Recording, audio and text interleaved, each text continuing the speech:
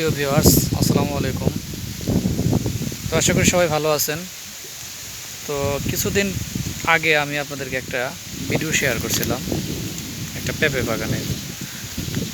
তো এই বাগানটা ছিল একদম সুস্থ সুন্দর, অর্থাৎ এখানেও কিছু গাছ রয়েছে দেখেন, যেটাতে এই রোগের প্রভাব অর্থাৎ কেমিক্যালের প্রভাব পড়ে নাই। সেই গাছটার চেহারা দেখেন, এটা হচ্ছে সুস্থ একটা গাছ, একদম পরিপূর্ণ পেঁপেও আছে। তারপরে ওই পাশে আমি কিছু কিছু গাছ দেখাই আপনাদেরকে, দেখেন। তো এই গাছটা দেখেন, এই গাছটা সুস্থ, বাট তার পরবর্তী যে গাছগুলো রয়েছে এই গাছগুলোর কন্ডিশন দেখেন, পাতাগুলো কেমন ফ্যাকাশে। এই যে নিচের পাতাগুলো দেখেন হলুদ হয়ে গেছে।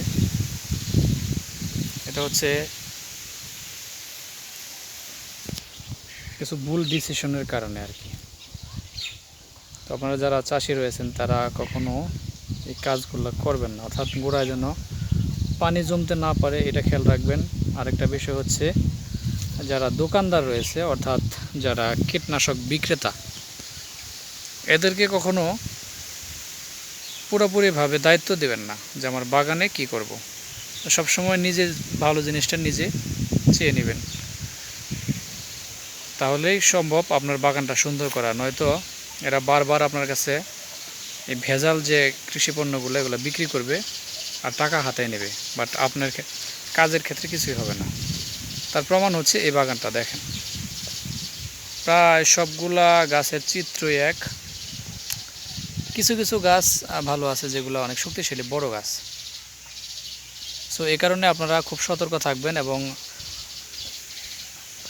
যে নামবাড়ি ছাড়া যে খাবারগুলো রয়েছে এগুলো আপনারা ব্যবহার করা থেকে বিরত থাকবেন। সবসময় ব্র্যান্ডের পণ্যগুলো আপনারা জমিতে প্রয়োগ করবেন এবং সেটা কখনোই যেন মাত্রাতিরিক্ত না হয়।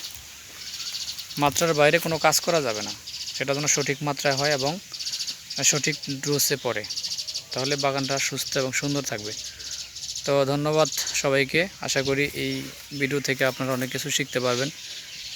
যদি এই ভিডিওটা আপনাদের ভালো লাগে অবশ্যই কমেন্ট করবেন, শেয়ার করবেন। ধন্যবাদ সবাইকে। আসসালামু আলাইকুম।